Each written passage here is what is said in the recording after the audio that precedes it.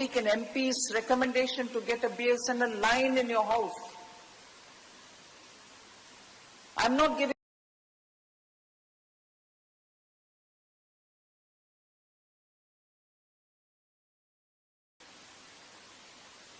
to get over that hesitation. India is the place to be. India is the place to do business. And India is the place giving you a steady government, steady policy, certainty in taxation, and above all, an approachable government which responds to you. So what else? I was recently in France.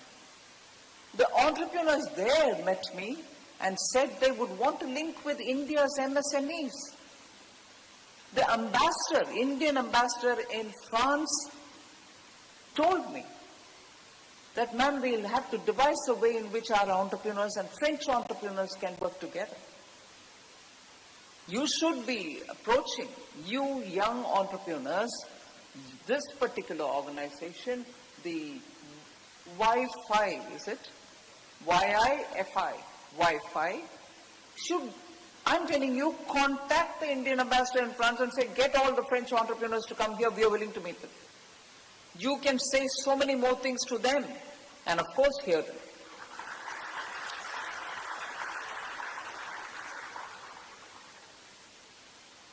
The government can certainly be an enabler. Since 2014, and I'm grateful for the leadership of Prime Minister Modi, he has sought to redefine the role of government openly in conversation with you. From being a controller of our enterprises to becoming an enabler of enterprises. So through various steps, we've tried to keep that facilitator's role active, create an ecosystem where ideas have a good chance of succeeding. We have worked to build that environment, and through greater formalization, about which many of us have spoken, the digitization, I've just now mentioned about the UPI transactions. NPCI is taking all the QR codes from India also to many places. Eiffel Tower, you stand there, you can pay through our QR code. So greater formalization, simplifying procedures, digitization, regulatory reform have all made it easier for business to start, operate and expand. There is an unprecedented investment, particularly from the public, from the government sector, in roads, in railways, ports, airports, logistics, and digital connectivity. And this has actually reduced distances. There are no borders between the states. The GST law has come. There is one nation, one tax, improved competitiveness, connected enterprises to national and global markets. So it is the time for businesses to come forward and take that risk to say, I am going to build, I see a market potential. There are newer sectors for which government is giving the support, the sunrise sectors as we call them. Or look at the ways in which AI can be used to help dryland agriculture, processing of food. Now, from here straight, I'm going to a place in Virudhunagar district, which is an aspirational district. You know what an aspirational district is. Hadn't met the benchmark of being among the average performance in the state level. At the national level, we've identified all these districts, 114 to start with, and called them not backward, called them aspirational, made sure all the government schemes converged there, and they lifted them. Virudhunagar has done very well for it. Now, after 8 years of being an aspirational district, so is Ramanathapuram, the only 2 aspirational districts for Tamil Nadu. I'm going to Virudhunagar because I'm so happy to say this. SIDBI, the Small Industries Development Bank of India, has set up a unit. This is just one unit. They can't be setting up units themselves. They are only a refinancier for banks to help MSMEs. But they've set up this unit. in this aspirational district to process that famous Virudhunagar red chilies. Amazing work has been done in terms of the quality, in terms of the branding. They have started exporting as well. And in the process, the farmers of the area even have revived some of the traditional, lost in the market, varieties of rice. The red rice, the very nutrient-rich varieties, Mapalai Samba, Kauni, all these rice have been revived and they're beautifully packing it. I'm going to see that unit. So this government bringing in support mechanism is for everybody. MSMEs and even the slightly bigger units. Uncertainty is the business risk. Preserving entrepreneurial confidence because the government is an enabler, I think is a very important message. Even because of the tariff-related problems last year, we extended emergency credit liquidity guarantee scheme. And this one is the 5th edition of the ECGLS. We launched it during COVID, had 2, 3, 4, but the one which is launched now on the, or in the context of the tariffs have also helped the ECGLS, helped the MSMEs. So with such schemes which are periodically designed and being brought before you, industry has nothing to worry.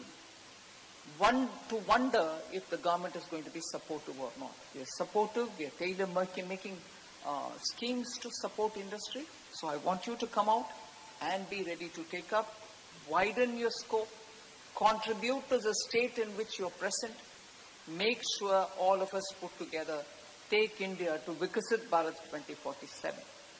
So I believe the most significant boundary today are no longer geographical.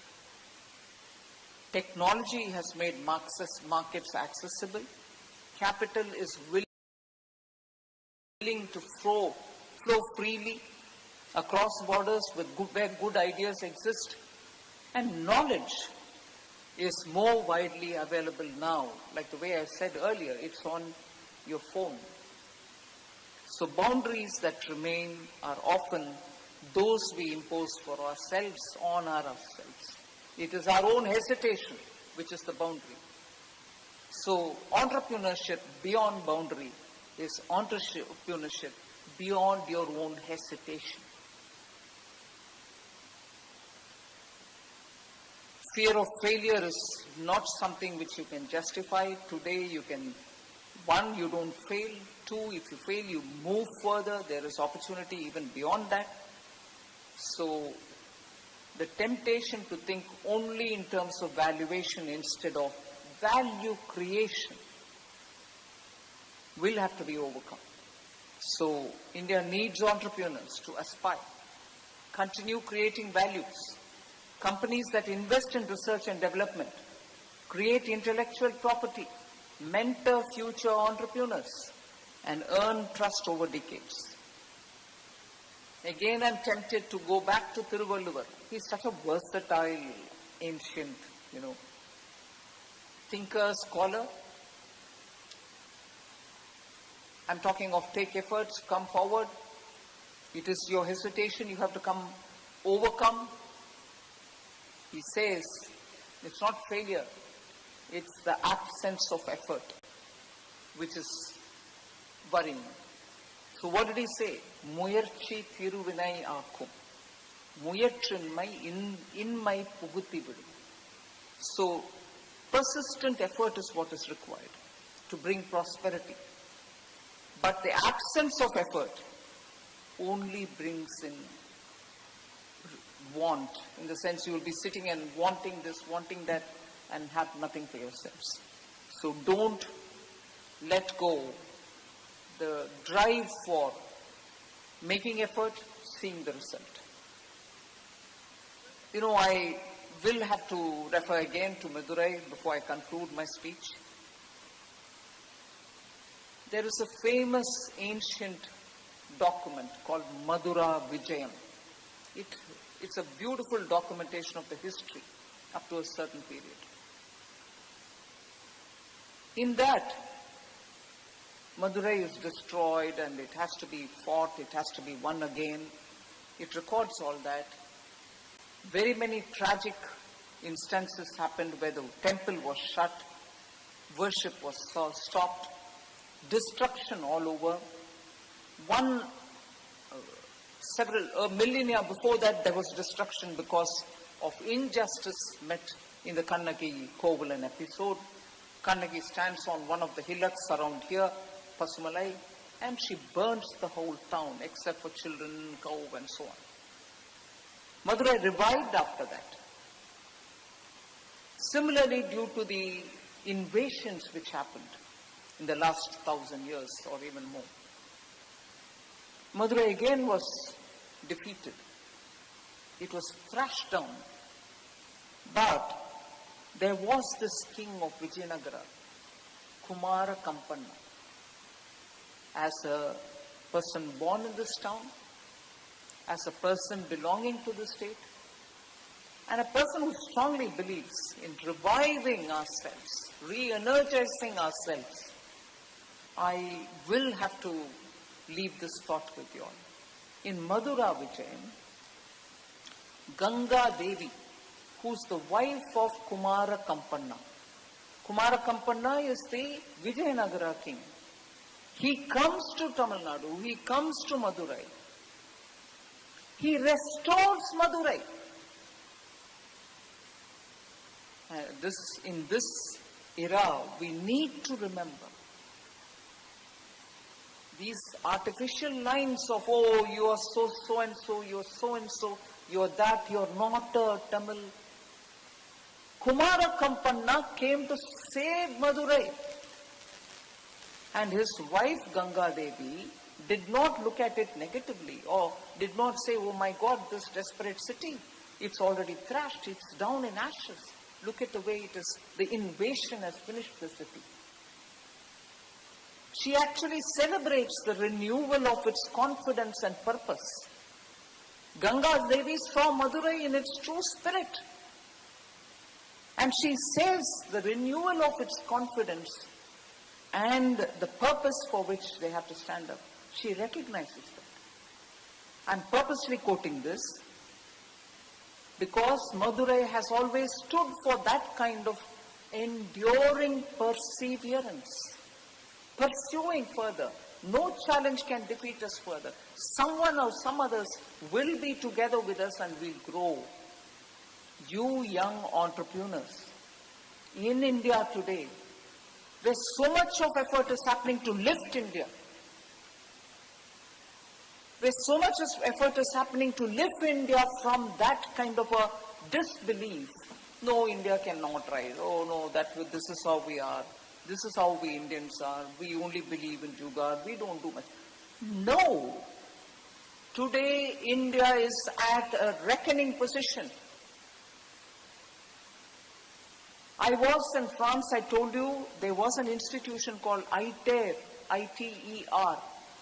They're doing fantastic research on nuclear fusion, which is a very futuristic thing. There are only 5 countries and whose flags are there saying they are the ones who are doing this experiment together. India's flag was there.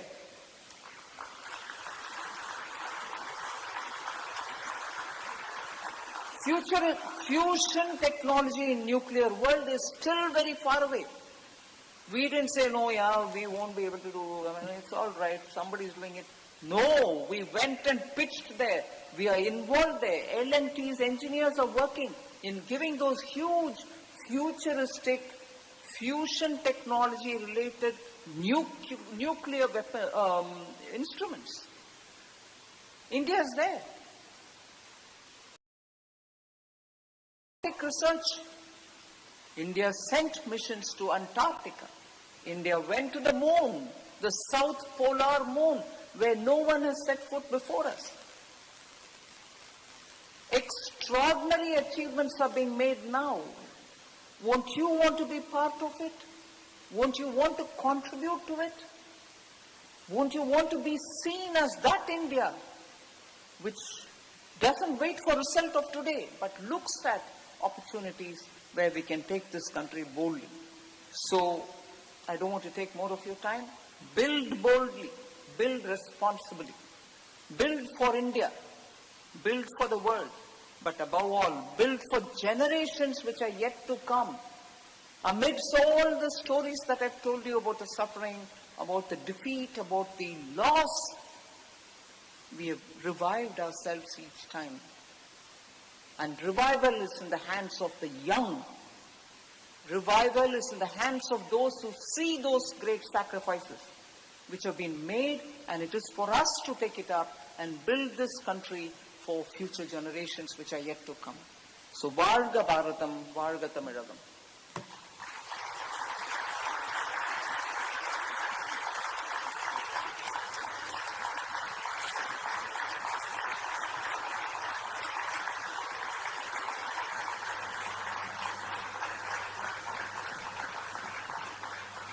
Thank you to the Honourable Minister, and allow me to quote a Quran 542 where we say, just as living beings live expecting rain, citizens live expecting good governance, and on behalf of all of the citizens and young Indians over here, to express our gratitude for your good governance, ma'am, may I please welcome to the podium Mr. Anuj Agarwal, National Vice Chairman.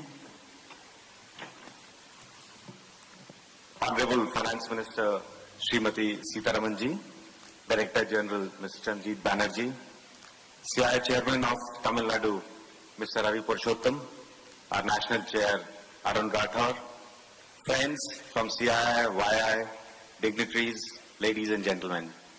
It's my absolute privilege to propose a vote of thanks following an inspiring address by our Honorable Finance Minister. Ma'am, thank you for sharing your vision with us today. Your address confirmed that how strong leadership, progressive reforms, and forward-looking policy are steering to India towards a developed nation. India in the last 30 years have changed a lot. As ma'am said, from being a country that was energy deficit to sending rocket scientists to Antarctica and to Mars, we have come a long way. And that has been possible only because of the strong governance that ma'am has given. I think despite all the challenges in the world, they have moved ahead with conviction, with speed and commitment. And ma'am, the trust of entrepreneurs today is not a small measure. It's a reflection of the enabling ecosystem that you ma'am have built. At Young Indians, we also deeply connect with this vision. We firmly believe that if India is to become a developed country by 2047, as our Honorable Prime Minister has also said, then entrepreneurship and youth are going to play a critical role. And entrepreneurs will not only build business, they will create jobs, solve problems, and inspire innovation and empower committees. In many ways, they will become actually the leaders. And just to talk a little about Young Indians, ma'am, CII was formed 125 years ago with the vision of building capability of industry. Young Indians was formed to build the capability of society through youth. We believe while building the nation, while building the future that we are obsessed with, we build leadership capabilities. And that, as you said, reduces hesitation. We want to build leaders. We want to build entrepreneurs who are leaders, who are willing to contribute to the development of society without hesitation, without any challenge. And at 2047, when we sit in the drawing rooms, we should feel that we were a part of the country. We were a part of the development that the country had given to us. And we believe, ma'am, the government and Young Indians have complementary roles to play. The government provides the vision and the policy framework, while Young Indians will act as a bridge between that vision and India's young entrepreneurial ecosystem. Together, ma'am, we promise that we can nurture talent, encourage innovation, and contribute meaningfully to India's growth story.